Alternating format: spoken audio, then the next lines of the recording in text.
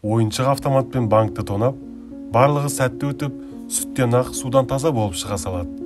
Сәлем достар, сіздермен Кинотайм каналы. Бүгін сіздерге «Не пойман, не вор» деген фильмді түсіндіріп беретін боламын. Бұл фильмнің ең басты кейіпкері Далтон деген өте ақылды жігіт, әрі бұзақылардың бастығы.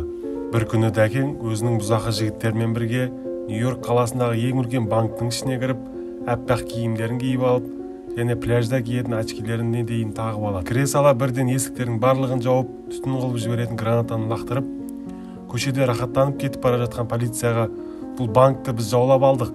Егерде полициялар келетін болса, ішіндегі тұтқындардың барлығын бірінен кейін бірін өлтіремін» дейді. Сосын Американың өкіметі өздерінің ең мықты әрі қап-қара баклажан детективін сол іспен айналыссын деп жібереді.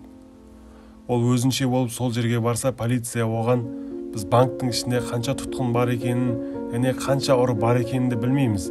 Өйткені олар камераның барлығын алдын ала өшіріп тастаған» дейді. Сөйтіп Дәкеңнің адамдары банктың ішіндегі жұмыскерлерін де, клиенттерін де барлығын жинап алып, телефондарын алып қойып, барлығына бірдей киім кигізеді.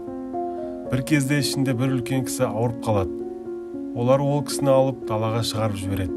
Өйткені олар қылмыскер емес. Сөйтіп бізге бұл банктың егесі Артур деген кісіні көрсетеді. Оған болған жайдың барлығын айтып береді. Артурға ақша қызық емес, бірақ оның ең басты қорқатын нәрсесі ол 392 полкадағы заттар. Сөйтіп Артур амалы жоқтан бір агент қыздың көмегіне жүгініп, оған ең бастысы 392 полка аман болсын дейді. Оның ішінде мен үшін өте құнды зат бар, бірақ ол ешкімге зиян тигізбейді дейді. Бірнеше уақыттан кейін Дәкең тағы да бір тұтқынды өздерінің талаптарымен бірге шығарып жібереді.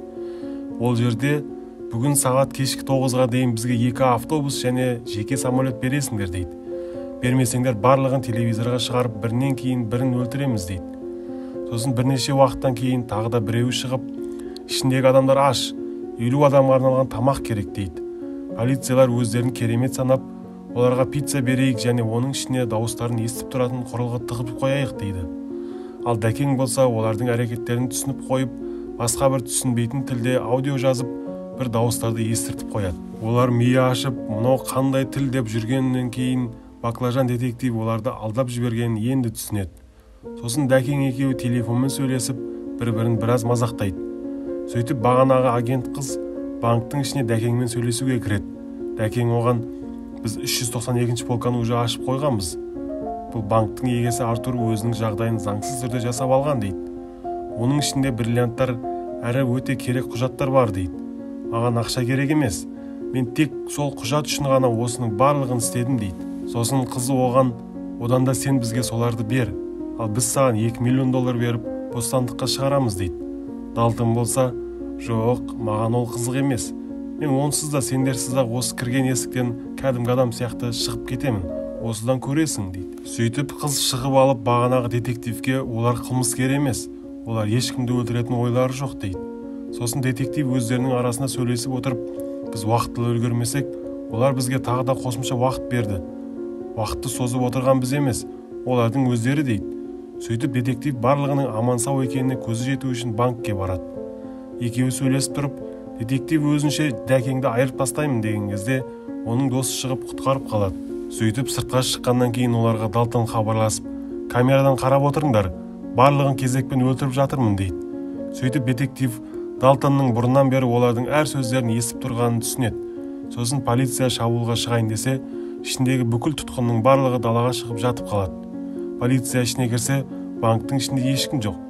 Ақшалардың барлығы орнында, ешкімді атпаған, ешқайсысы өлмеген. Және олар шын автомат емес, ойыншық автомат қолданған екен. Саусақтарының іздері де жоқ. Далтон олардың барлығын алдап кетіп, өзінің адамдарын тұтқындардың арасына араластырып жіберген екен. Оларды ешкім таба алмайды, өйткені дәлел жоқ. Қарап отырсаң, ештеңе болмаған сияқты. Барлығы шок болады. Сөйтіп олар банкке барып, 392 полканы ашып қараса, ішінде тек қарапайым сағыз бен бір қағаз ғана бар. Сөйтсе Далтон ұрлық барысында банктың ішінде сәл ремонт істеп, өзі сол жерде бір апта бойы тығылып қалып қояды екен. Оның адамдары дым болмағандай шығып кетеді. Сөйтіп Далтон алдындағы қызға «Қалай кірдім, солай шығамын» деп айтқандай сөзіне тұрып, ең басты есіктен шығып бара жатып, детективпен соғысып қалып шығып кетеді. Достары оны күтіп, барлығы бай әрі бақытты болады. Фильмнің соңғы сәтінде бізге баклажан детективті көрсетеді. Қалтасына қолын тығып қалса, ішінде кішкентай бір бриллиант бар екен. Сөйтсе, оны Далтон екеуі соғысып қалған кезде Дәкең қалтасына әдейі салып жіберген екен. Өйткені екеуі алдында сөйлескен кезде детектив оған «Менің қызым бар, соған үйленгім келеді, бірақ менің жағдайым жоқ» деп айтқан екен. Не деген керемет адам, иә? Ешкімге зиян тигізбей, сүттен ақ, судан таза болып шығып, әрі детективтің өзін де байытып жібереді. Осы кішкентай ғана бір бриллиант не деген ақша болады десеңші. Фильм осымен бітті. Достар, біздің каналымыздағы басқа да видеоларды көріп кетіңіздер. Және лайк басып, подписка істеп, комментарийда өз ойларыңызбен бөлісіп кетуді ұмытып кетпеңіздер. Келесі видеода кездескенше.